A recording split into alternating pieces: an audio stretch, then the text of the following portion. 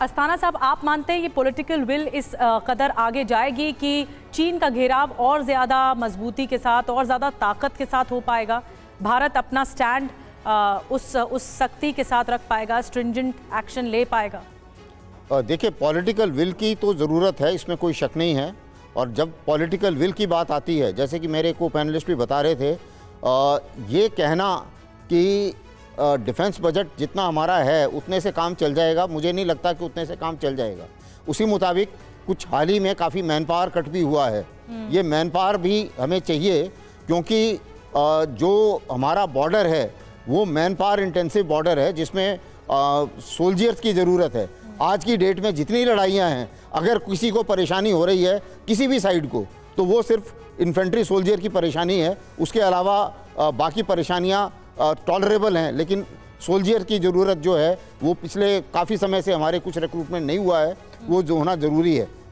दूसरी बात, अभी जहाँ तक पॉलिटिकल लेवल पर है, तो इसमें कोई शक नहीं है कि हमें बैलेंस करना पड़ेगा अमेरिका की तरफ से भी, क्वाड की तरफ से भी और चीन की तरफ से भी। कारण क्या है, अगर आप चीन की पॉलिसी देखें, कंसिस्टेंट पॉलिसी है, अपने इंटरेस्ट में पॉलिसी है, लेकिन पिछले 25-30 साल से उसने ये किया था कि मैं अपना जितने भी मेरे कन्फ्रंटेशन है उसको पोस्टपोन करके मैं पहले इकोनॉमिक महाशक्ति बन जाऊं, उसके बाद मैं सब कुछ कर पाऊंगा।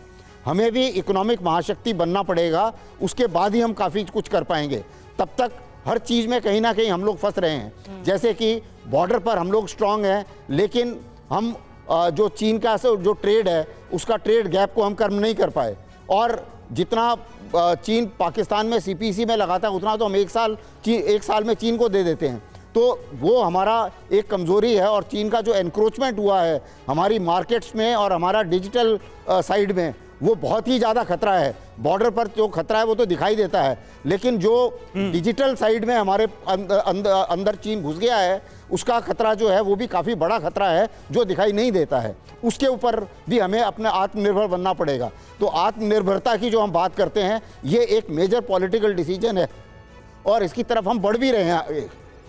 उसी मुताबिक जो अल्टरनेट मेथड है, अभी जैसे क्वाड की बात चल रही है, तो क्वाड में भी एडजस्टमेंट थोड़े से इसलिए हैं क्योंकि हमारा जो स्टेटस है क्वाड में थोड़ा सा अलग है बाकी 3 कंट्रीज से।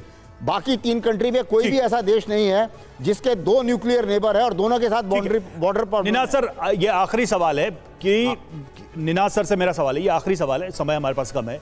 क्या भारत को अपने domestic in foreign and defence policy को एक चीन के पर्सपेक्टिव में एक नए अप्रोच के साथ डेवलप करना पड़ेगा? क्या आप इसको मानते हैं एक long term and short term दोनों कॉन्टेक्स्ट में एक बड़ी जरूरत है, तभी चीन को हम शायद काउंटर कर पाए, बैलेंस कर पाए?